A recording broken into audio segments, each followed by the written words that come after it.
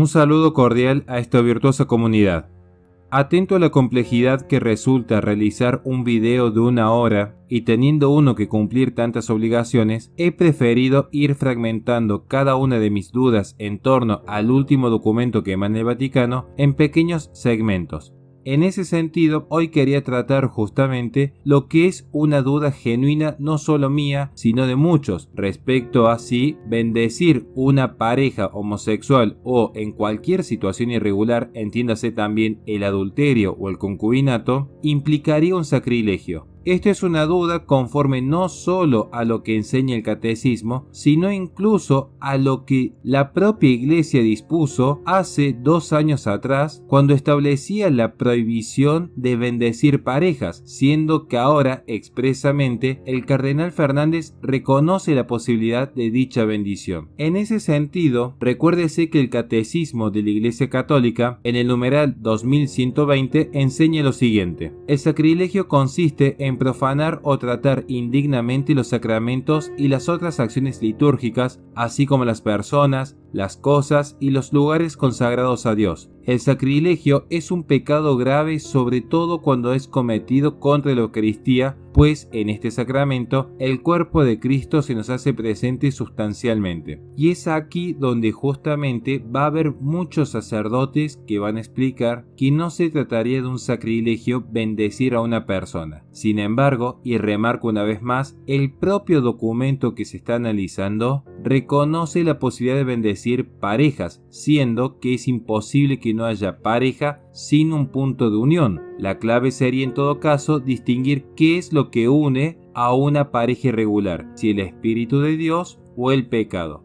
Para esto, reconociendo que uno no es teólogo, no es sacerdote, no es obispo, nada mejor que recurrir a una persona formada en la sana doctrina que, siendo consagrado y entendiendo lo que es el deber de cuidar las ovejas, aporta luz al presente debate explicando por qué sí se podría considerar sacrílego bendecir la pareja, mientras que es debido a todo sacerdote orientar y cuidar a la persona. Sin más dilaciones, he aquí la magistral ponencia que realiza un gran hombre de Dios, que es el padre Rodrigo Menéndez Piñar, quien expuso lo siguiente dentro de lo que es el canal La Sacristía de la Vendée, a quien corresponde los créditos de esta transmisión. Sin más dilaciones, Dios les bendiga a todos.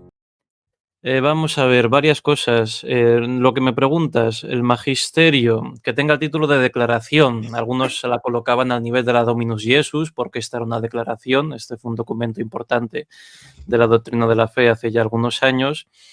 Bien, otras veces lo hemos hablado y lo he repetido siempre. Para mí, después de haber estudiado un poco más estos temas, el valor magisterial nunca depende esencialmente del tipo de documento que se plantee, ¿no? Por ejemplo, una encíclica en principio parece algo más que una exhortación apostólica como motu proprio, pero el Papa puede, digamos, establecer magisterio, decisiones mucho más influyentes, más importantes, más buenas o más dañinas, depende de quién sea el de turno, con un estilo de documentación o un tipo de documento que sea en principio de un rango más bajo. Entonces, bueno, el análisis de cómo se presente tampoco creo que sea tan fundamental, ¿no? Yo en todos estos temas creo que ya hay algunos artículos muy buenos, hay gente que lo ha estudiado, tú mismo lo has analizado magistralmente en sendos vídeos que ya hemos citado.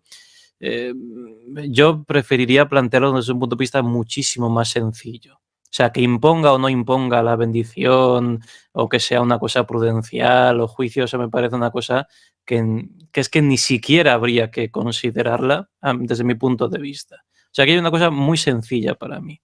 Primero, ¿qué significa bendecir? Podemos hablar después de esto, ¿no? Pero bueno, la palabra bendición y el concepto No, es análogo. puedes decirlo ahora si quieres. Adelante, Vale, porque me parece que es una cosa muy importante. Es algo análogo. Por ejemplo, consagración va a estar más claro. Se consagra un altar, pero se consagra un sacerdote por la ordenación sacerdotal. Se consagra la Eucaristía y en ese momento cambia la sustancia del pan por la sustancia del cuerpo de Cristo. Uno se consagra a su profesión porque se dedica plenamente. Entonces son sentidos análogos que en parte tienen algún punto en común y en parte son cosas distintas, ¿no? Entonces con la bendición ocurre lo mismo. ¿Qué significa bendición? Un hijo va a su papá y dice, papá, me voy a casar, dame tu bendición para que me case. ¿Qué significa? Fundamentalmente que el padre esté de acuerdo con aquello y, bueno, le exprese sus buenos deseos, ¿no? Lo que ocurre es que cuando hablamos de la bendición que se le va a pedir a un sacerdote, porque esto es lo que se ha hablado, que los sacerdotes puedan o no bendecir, nunca se nos ha dicho, oye, pues un homosexual cualquiera que bendiga a los homosexuales. No, se nos ha dicho al sacerdote que dé una bendición. Ya estamos en una cosa muy concreta, que de alguna manera es invocar la influencia o el poder de Dios para que la gracia descienda sobre esa persona, ¿no?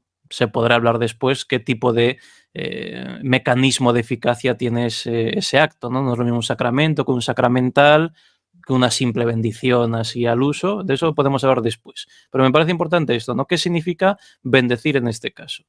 Significa invocar a la voluntad de Dios, al amor de Dios, para que otorgue la gracia a tal o cual situación, cosa, persona, circunstancia, lo que sea, ¿no? Entonces, no es solo expresar unos buenos deseos, no es aceptar, no, significa esto, ¿no? O sea, poner a Dios ahí en medio. Segundo, el objeto. ¿Qué es lo que se bendice? Para mí esto es fundamental. Y hay mucha gente que si las personas, que si las uniones, y hay veces que se pierde mucho en esa dialéctica de intentar analizar el propio texto. Yo creo que saliéndonos fuera del texto y mirándolo con sentido común, hay una división muy simple en dos grandes cosas. A alguien se le bendice en tanto que es una persona, por ejemplo, un cristiano, en tanto que hijo de Dios, pues se le bendice. Incluso un pagano, si no está bautizado, bueno, pues en tanto que una persona, una criatura de Dios, pues tú le bendices. Es decir, pues bueno, pues rezas por él, tienes buenos deseos hacia él, pides a Dios que le bendiga, ¿no? Le dices que vas a interceder por él. Todas estas cosas están dentro de la noción de sentido común. Ahora, si tú bendices a alguien en tanto que pecador, en tanto que es un hombre desordenado, eso es visceralmente contrario a la voluntad de Dios. Es algo tremendamente, no sé, Lo he puesto en la carátula, ¿no? Lo he puesto en la carátula con las palabras de Cardenal Müller, digo, para que luego no vengan a decir, es sacrílego. Sacrílego. Es sacrílego. Es algo repugnante. Entonces, vamos a poner ejemplos que con esto creo que queda muchísimo más sencillo, ¿no? A mí me viene una prostituta y me dice, padre, ¿puedo hablar con usted? Sí, por supuesto. Y me cuenta su situación. A lo mejor está bautizada, pero a lo mejor no tiene intención de cambiar su vida. Vete tú a saber los condicionantes que tiene. No es un juicio interior hacia nadie. Y después de charlar y esto, me dice, padre, ¿me puede dar su bendición? Pues sí, hija, pues Dios te bendiga, ánimo adelante, mientras yo intento exhortarla pues a cambiar de vida, a ver su situación, a ver si puede mejorar. Todo eso está bien. Ahora, a mí me ve una prostituta justo antes de entrar al lupanar y me dice, padre, bendígame porque estoy a punto de entrar en el trabajo. Ahí la estoy bendiciendo en tanto que prostituta. Y eso es una cosa abyecta, sacrílega.